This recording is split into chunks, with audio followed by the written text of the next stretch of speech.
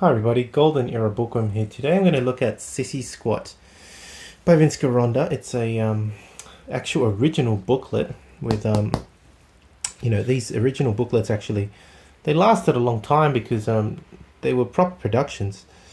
Unfortunately, this one's been hole punched, but I'm assuming because many of Vince's actually have been hole punched, this is what it was supposed to be like. Maybe collected in a folder or something. But I really love the images that Vince would portray his exercises. This is one that he obviously invented.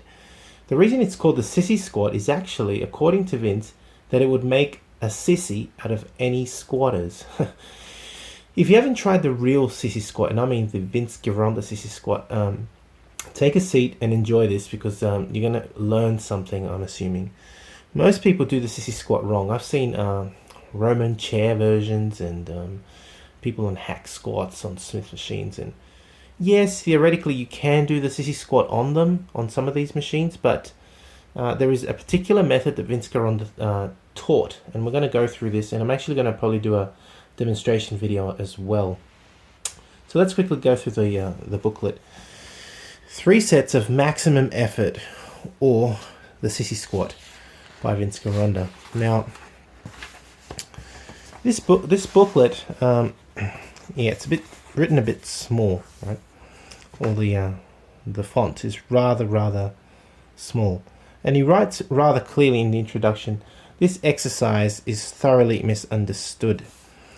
Parts of this exercise have been popularized and labeled as Sissy Squats, and this is exactly what I mean.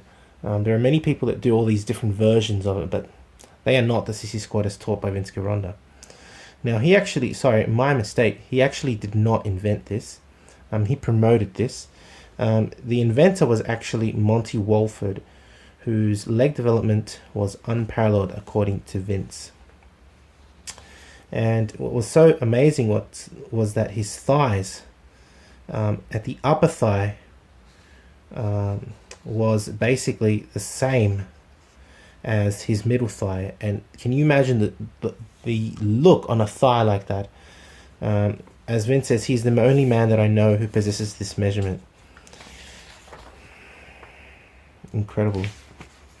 Anyway, this is the very important bit. This third page now is the description that Vince gives about the Sissy Squat as taught to him by this man. There's 3 actual movements involved. Hope you can read that. I'll blow that up even further. But this exercise is a combination, as it says, of 3 different movements: the knee drop, the burlesque bump, and the flush out. Now the knee drop, I'll go straight to it, is where you actually, let's blow out again.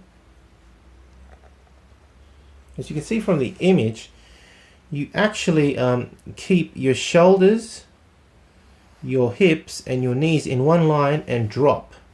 You basically just bend at the knees and drop as far as possible, right? The body never bends at the hips. The elbows are held very high as the shoulders, so that it's actually parallel to your chin when you're dropping down, and you squat on with your heels off the floor until basically your heels begin to lift. At that point you come up, and you do this movement, the knee drop, a total of 5 times. 5 times. You do the 5 times the knee drop. You then move on to the burlesque bump. The burlesque bump starts with a knee drop left off, that is with the shoulders, hips, and knees in one line, and you just plump down into a squat, and then thrust your hips back up again. So it's basically a kind of like a hip thrust, right? Back and forth, called the burlesque bump. You do that, of course, as well for 5 reps. 5 reps in total. So you've done 5 of the knee drop and now 5 of the burlesque bump. You finish off with 5 flush outs. The flush out is basically the 2 movements in combination, right? It's a combination of the first and second movements. And you basically go knee drop, burlesque bump, and back up again. You stand erect. It's very simple. You do 5 of these. That makes a total of 15 repetitions.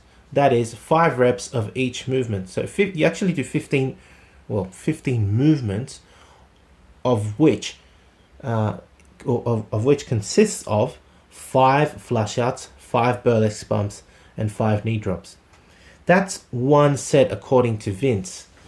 And after that, you take a rest, and you would only do this for 5 sets as an absolute maximum. But that's what I don't like about this. The only little criticism I have, because at the beginning it says 3 sets of maximum effort. However,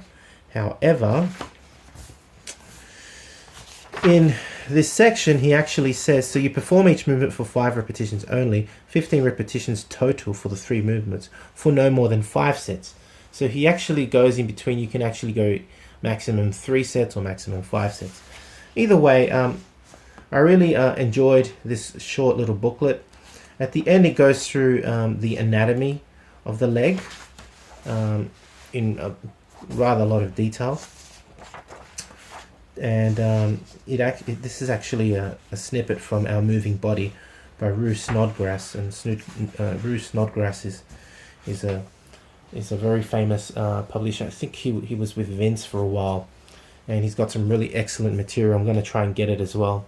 Anyway, I hope you've enjoyed this, I guess, detailed look at the Sissy Squat, this booklet, famous booklet by Vince Gironda. It's still available at ironguru.com.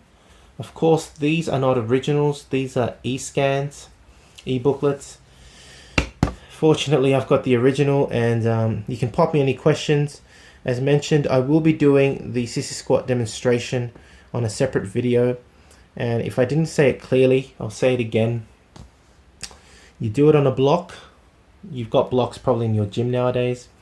Preferably barefoot, if not with very thin shoes, or on socks if possible.